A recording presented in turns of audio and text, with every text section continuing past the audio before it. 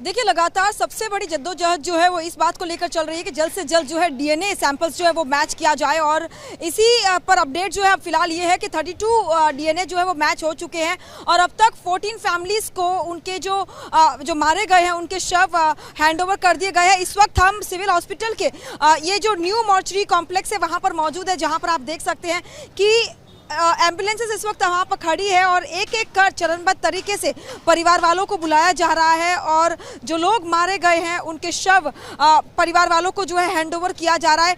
बहुत ही ट्रैजिक ये इंसिडेंट और बहुत ही ज़्यादा दर्दनाक पल इन परिवार वालों के लिए है, क्योंकि 72 घंटों का जो इंतज़ार था डीएनए सैंपल्स देने के बाद वो अब धीरे धीरे खत्म हो रहा है और एक एक कर इन शवों को परिवार वालों को सौंपा जा रहा है। तो अभी तक जो है 32 लोगों के डीएनए जो है वो मैच हो चुके हैं और 14 लोगों को ये हैंडओवर भी किए जा चुके हैं। लेकिन सबसे बड़ी चुनौती जो थी डीएनए सैंपल्स को लेकर जो है इन शवों की पहचान करना, वो अब धीरे धीरे एक एक कर दिया जा रहा है। लेकिन अब भी कई ऐसे परिवार वाले हैं जो इसका इंतजार कर रहे हैं। শশী পাঞ্চাল তার ভাই এবং ভাইয়ের স্ত্রীর মৃত্যু হয়েছে বিমান দুর্ঘটনায় এবং আজকে তিনি এসেছেন এই যে সিভিল হাসপাতাল সেখানকার মর্চুয়ারি কমপ্লেক্সে দেহ নিতে। ডিএনএ ম্যাচ করে গিয়েছে এবং দেহ তুলে দেওয়া হবে তাদের পরিবারের হাতে। एक्चुअली उनका सन मतलब मेरा जो भतीजा है ना, वो लंदन में पढ़ रहा था, तो उनसे मिलने के लिए जा रहे थे वो ऐसे। हम लोग मांझलपुर में रहते, बड़ौदा मांझलपुर में वहाँ पे रहते हैं। तो बट वो लंदन में है, तो अभी उनको मतलब मिलने के लिए जा रहे थे, बोला वेकेशन है तो चलो मिल के आते। But one of a sudden हाँ सैंपल टेस्ट हो गया है, वो मैच हो गया। तो अभी अभी हैंड ओवर के लिए बोला है, तो अभी वेट करने के लिए बोला। अब एम्बुलेंस वगैरह सब आ गए, उन्होंने अंदर गई है मेरी वो और रिलेटिव्स, तो उनको बोला है कि बता देंगे करके कैसे। हाँ प्रॉपर है, अच्छा है, सर्विस वगैरह सब प्रॉपर है, अच्छे से गाइड कर रहे, काउंसलिंग कर रहे, सब प्रॉपर है।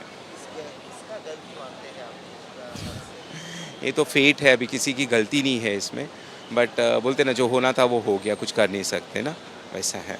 আর এর সঙ্গে আপনার কোনোভাবে দেখা হয়েছে? একমাত্র যিনি এই ঘটনায় বেঁচে গিয়েছেন তার সঙ্গে দেখা হয়েছে? মানে আমরা তো পেশেন্ট যখন দেখছি, বিশ্বাস কুমার। আমরা যখন মানে ওয়ার্ডে পেশেন্ট দেখছি, স্টেবল পেশেন্ট যেমন আসছে এক এক করে, মানে সবার ডিউটি ডিভাইড করা হয়েছিল, এক এক মানে ডিভাইড করে দেখা হচ্ছিল। তো তখন আমরা জানতাম না যে ও একা সার্ভাইভার, উনি একা সার্ভাইভার। তো আমরা নর্মাল যেমন পেশেন্ট দেখা, তখন ওটা বেশি ইম্পর্টেন্ট ছিল। পেশেন্ট আইডেন্টিফিকেশান, কেউ মানে একটা পেশেন্টের পিছনে 10 জন, আমরা এক ডাক্তার চলে আসছে 10 জন মিলে, কেউ তার আইডেন্টিফিকেশানের পয়েন্টস লিখছে, কেউ অ্যাসেস করছে, কেউ তার যেটা যেমন দরকার, অক্সিজেন দরকার, পেন ম্যানেজমেন্ট, সেরকম। কীরকম আছেন বিশ্বাস কুমার? লাস্ট যখন মানে দেখা হয়েছিল ওনাদের থেকে শোনা, সে হিসাবে তো ভাইটালি স্টেবলই আছেন, ওনার এমার্জেন্সি কোনো কিছু সেরকম দরকার হয়। দেহগুলোর কীরকম অবস্থা কিছু আইডিয়া? মোস্ট অফ দ্য তো মানে খুব এক্সটেন্সিভ বার্ন ইঞ্জুরিজ নিয়ে এসেছিলো, মোস্ট অফ দেম কোনো মানে লাইফ ছিলই না যখন আনা হয়েছে।